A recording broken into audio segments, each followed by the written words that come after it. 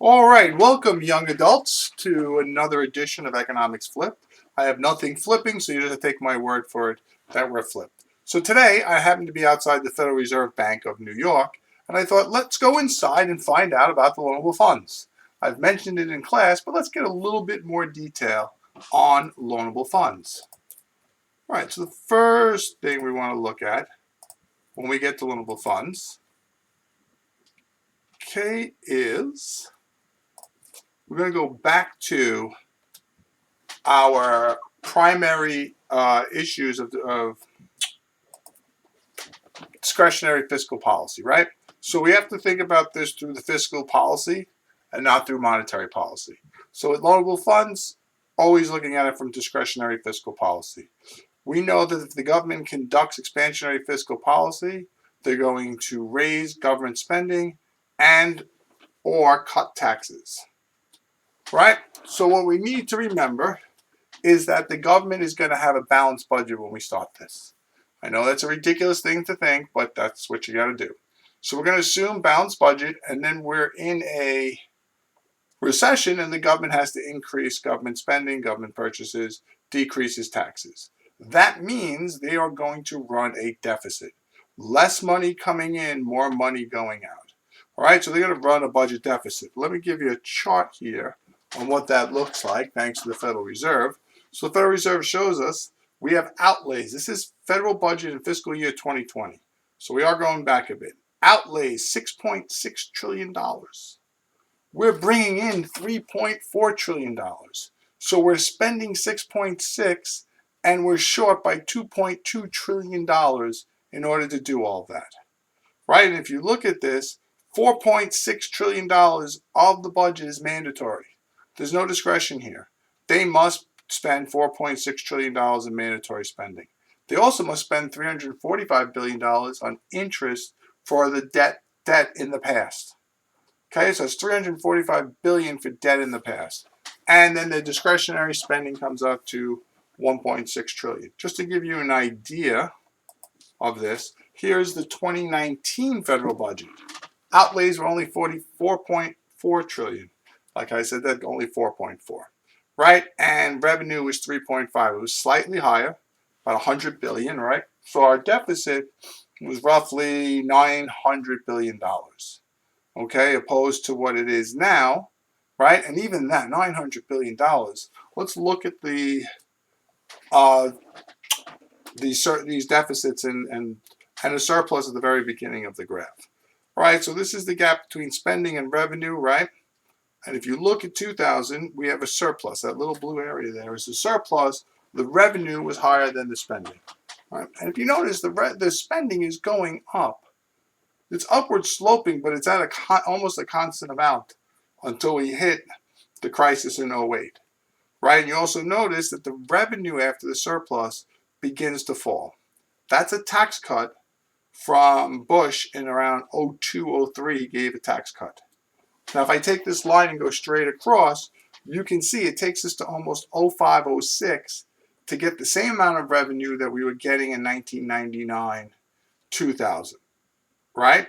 And then the revenue starts to increase, and we're doing pretty well, and then we have the financial crisis. So here's the two things that happen. We have financial crisis, tax revenue is going down because less people are working, but the government has more payments that have to go out as unemployment, welfare, things like that. So you see the little bit of a spike there, well, a big spike, right? And then they run constant from about that spike where it says spending almost to about 2012, 2013, roughly, right? And you can see that the spending starting to go down a little bit while the revenue is also growing, right? So our revenue is getting back up. If you look here, our revenue is almost back to 2005 revenue in 2013 or so. And it does seem to increase a little bit, and then it tapers out, and then we have a bit of a decline. All right, so that's looking at it with that kind of graph. Then we have the budget deficit is currently projected to be $4.2 trillion. $4.2 trillion. In '06, it was $162 billion. The financial crisis, it was $1.4 trillion. right? And then you notice from the 1.4, we slowly got down. We had a nice little jump there around 2012, 2013. We came down. We were doing pretty well, right? And the Democrats and the Republicans wanted to start to raise spending a little bit or cut taxes, right? So you have the 2017 tax cut in there, and you'll notice that the deficit starts to rise again. So we went from 439 billion to 988 billion. I want you to understand that $988 billion pre-pandemic, right? Unemployment at its lowest, no inflation, GDP growth, not the greatest, but we'll take it, right? And then 2020 hits and the wheels come off the bus. The wheels on the bus aren't going round and round anymore. They're off. And you can see where we have this huge amount, and then we start to come back down. But if you notice the blue, which is the historical baseline from the CBO, that's all deficit. All that blue is showing the deficit getting greater after 2024, even with the amount from the pandemic being smaller. But we're still feeling the effects of the pandemic on the budget all the way out to 2030. And around 2025, we add, or 2024, we add in the tax cuts from 2017. We extend them in 2005. All right, so that's the deficit. And how do we pay for a deficit? So we see that we're spending more money than we're taking in. $2.2 trillion, I believe, is the number we said. So how do we do that? We do that by issuing bonds, right? The government issues a bond that has a face value, I believe it's 5,000, and in return for that bond, people are going to give them money. Not bags of money, but they're going to give them money, and they're going to use that money to do what they said they were going to do in their budget. Right now, when we get to this part, everyone says, oh, we owe all this money to China. We're saddling our children with all this debt. Well, let's look at where the debt's going. All right, as of January 2021, an estimated $27.7 trillion, right, is how much we owe. The biggest portion up there is blue, which is to U.S. individuals and institutions. So that's people in America who are lending the government money because they're getting a return on their money. And they're happy with that, right? 16.5% is the Federal Reserve. When they're buying and selling in government securities, they're holding those bonds. 10.4% is U.S. Social Security Trust Fund. That's FICA on your check, if you want to look at it. Payroll tax. That's the money coming out that they had a surplus of. They use that money to pay down some of the deficit.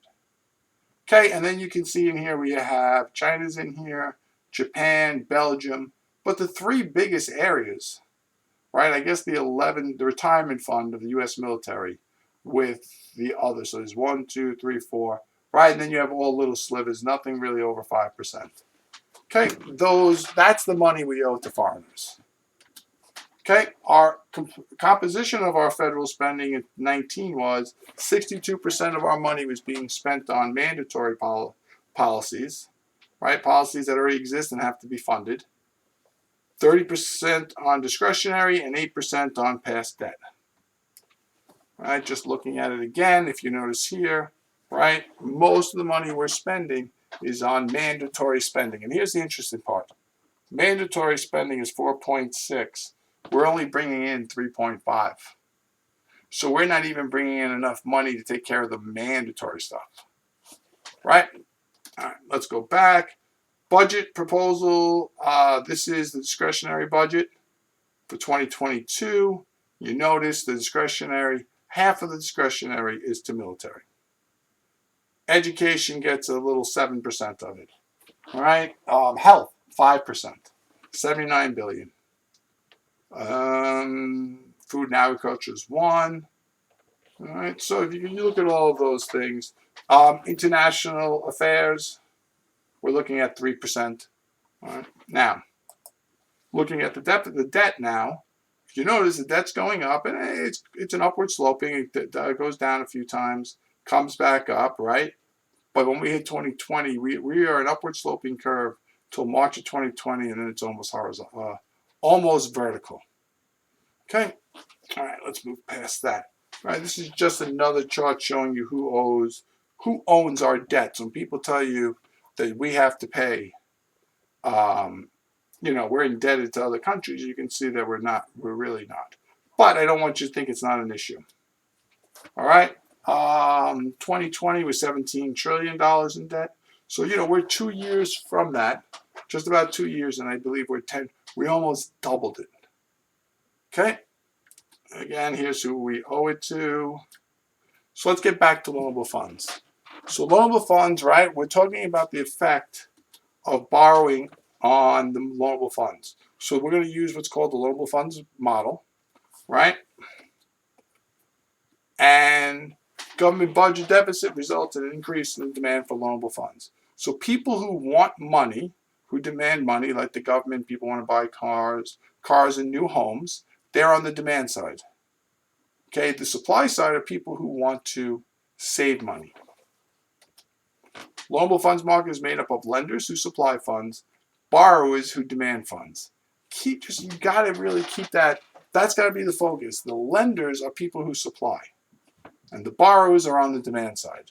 So when you get a question, you have to decide, is it on the demand or the supply side, so you know what to do on the graph. All right, equilibrium in the loanable funds market determines the real interest rate and how much loanable funds we're going to have. All right, 4 groups demand and supply loanable funds.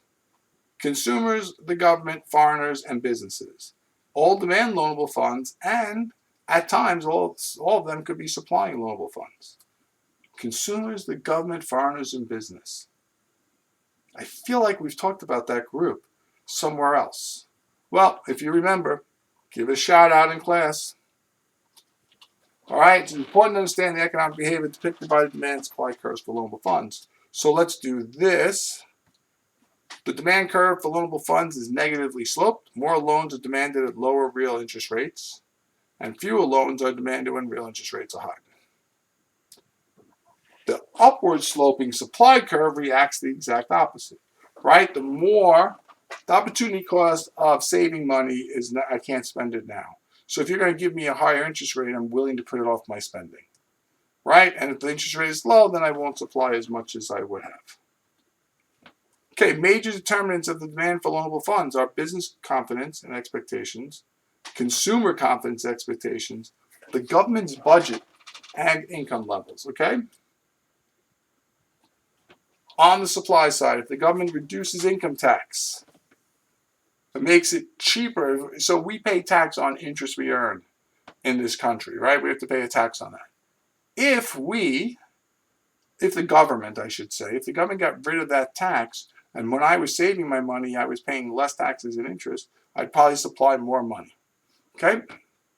All right, so anything that could cause consumers to save more will shift the supply curve. So let's draw the graph. All right? Quantity of loanable funds. Whatever the name of the market is up top, that's the quantity of what it is on the bottom. So if this was a money market graph, it would be the quantity of money. Right? Loanable funds market, quantity of funds, real interest rates. Make sure we're writing this down. Real interest rates. The money market has nominal interest rates. The loanable funds has real interest rates. Okay, we have a downward sloping demand curve, upward sloping supply curve. We get our equilibrium is 4%. So real interest rates are 4%. That means if the federal government wants to borrow money, they would pay 4% on that money. Right? If I'm going to save money and lend it to the government, they would pay me 4%. All right, now let's do the graph one more time. But then I'd take a screenshot of this and put it in your outlines. You know how much that bothers me, right? Okay, so I got my equilibrium 4%. And let's say the federal government runs a deficit. Federal government runs a deficit, and they're going to bring those bonds and sell them.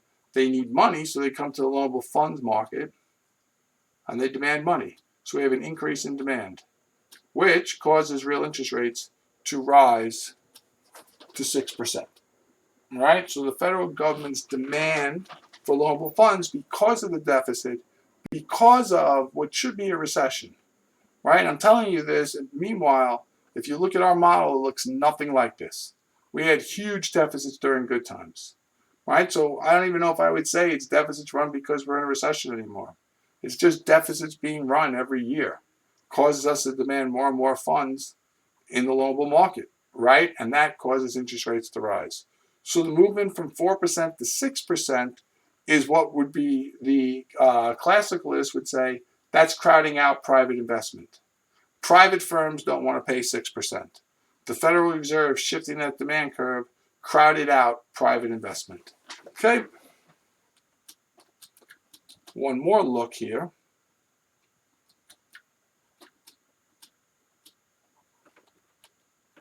Okay, so this is 4% again. I didn't put down the interest rate. But in this case, the interest rate that we're getting in America is better than what France is getting in their country.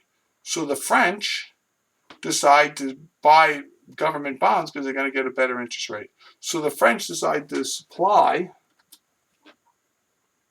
money to the U.S., shifting the supply curve to the right, causing the real interest rates to fall. All right. All right, so that's the loanable funds market. I want to take this moment to thank the New York Fed for helping us with this. Okay. All right, people. See you on the flip side.